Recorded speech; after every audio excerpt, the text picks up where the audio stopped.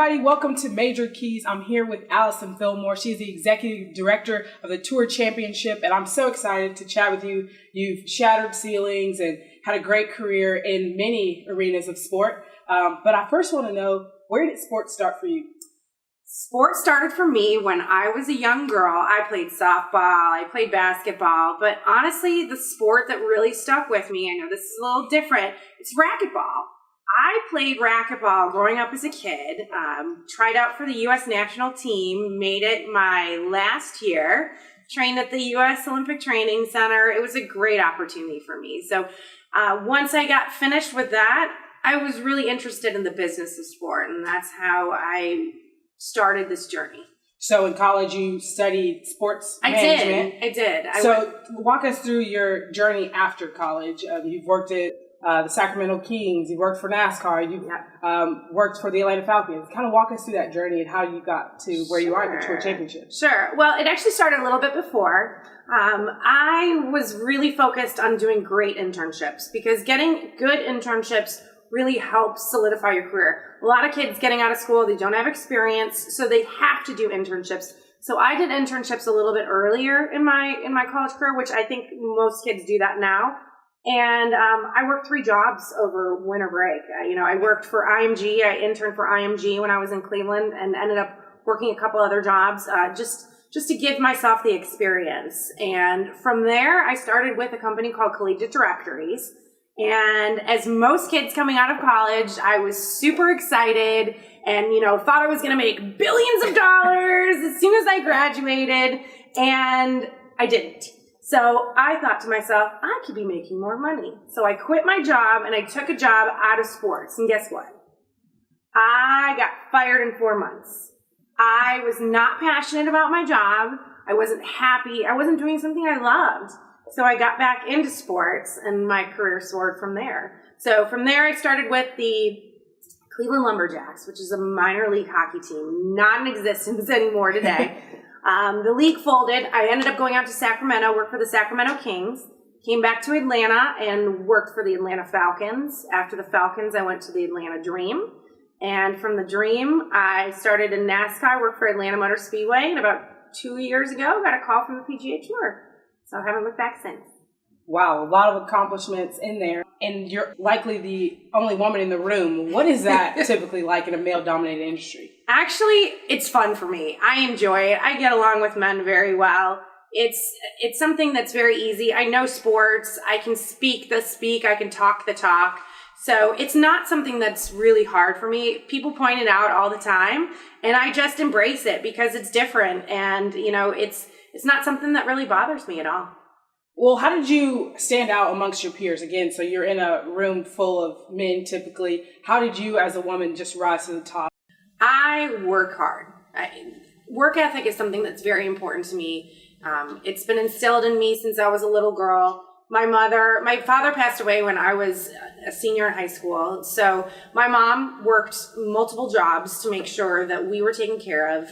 Once I left for school, I worked all through college, and it's just my work ethic. I'm going to be there earlier than everybody else. I'm going to stay later than everybody else. I'm going to make more phone calls. I'm going to get more sales. It's just because my career started in sales. So that's kind of what my focus was. And it was always, I'm very competitive. So if I saw someone doing a little bit better than me, it pushed me to do even more. Which I imagine is necessary, again, absolutely, to being in your position. You also have 2 daughters that play sport. Are there any benefits that you've seen already with them participating in sport? Absolutely. They're much more confident. Confidence is something that's very important. My older child is not as much of an athlete as my younger child. So to see her excel in sports, she works very hard to do what she does. She does swimming, she does softball, making sure they're picking up golf, but I'm not forcing them to do any of this. I want them to enjoy themselves. I want them to say, "Mommy, I want to do this." So they also love art and drawing and acting and all that good stuff. So and then they also like to play on their tablets a lot. So we're trying to stop that. Yes, I think that's pretty common. Absolutely. So that's been beneficial to them in that way. How were sports beneficial to you, and how can you see that in your progression in your career? Absolutely. Teamwork. Teamwork is something that's very important. There's no I in team. And you need to work in an environment with others. So that helped me there. The confidence as well, motivation. I mean, sports does so much for girls, for kids, for adults, for everybody, because it just shows you work ethic. It shows you motivation. You have the opportunity to get out there and, put everything aside and just focus on the goal ahead, and that's winning. So, and you do it as a team. So, lifting up your team members, making sure that they're okay if they mess up, unfortunately. It's sports something that it's so important for kids to start at a young age because it teaches them so many values. Absolutely. Are there any ways that within your industry that you're trying to increase the presence of women, maybe in the front office, but also on the course? Absolutely. Jay Monahan, who is our commissioner, his big push is diversity and inclusion.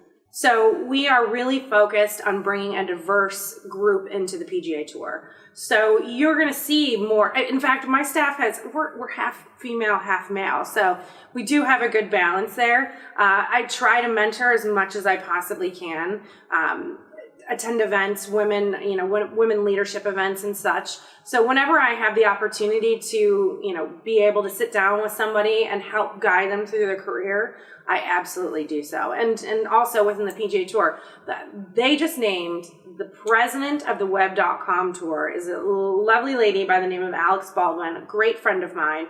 First female president of any major tour ever. So huge step for women in sports right there. Huge. In the last year, your favorite women in sports moment? It could be front office, it could be on the field. Favorite sports moment? Okay, so favorite sports moment or favorite women in sports Women moment? in sports moment, okay, sorry. Because my favorite was Tiger on 18. Yes. I mean. Favorite women in sports moments? Honestly, I would have to say it was being honored at the Atlanta Dream game as an inspiring woman. It all kind of was very cyclical for me. That's kind of where I started, and then being asked to come back for that was really, it made me so happy because, I was such a part of helping start that team, and them realizing that and honoring me on the court I was so flabbergasted, so humbled. It was awesome. Yeah, that was great to see. That was actually where we met. Yes. If you could give one tip, or we call it major keys here, one major key to young women in sports who, aspire to be where you are, what would you tell them? I would say listen and make sure to, soak it all in. A lot of times we are focused on what we're going to ask the next question. When someone's talking, you're thinking to yourself, okay, well, I want to ask this, this, and this, but you're not really sitting down and listening to what they're saying.